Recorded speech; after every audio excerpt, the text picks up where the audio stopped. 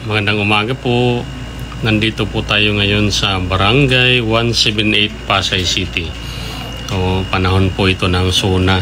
Kakandak po tayo ng community outreach dito.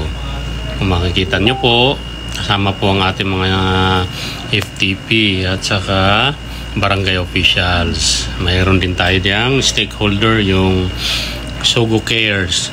Magandang hapon po sa inyong lahat. Ako po si Kay Rasga, nakatira po sa Barangay 178. Napasalamat po kami lahat ng mga taga-Barangay 178 sa Philippine National Police ng Pasay dahil na ang kanilang namunuan ng PNP.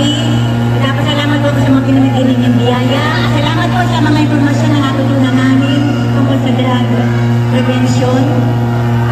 Sana po marami pa kayong matulungan. God bless po. At si RPO sa pinamigay niyo pa biyaya para sa amin lahat dito sa Barangay 178. Maraming salamat po at God bless.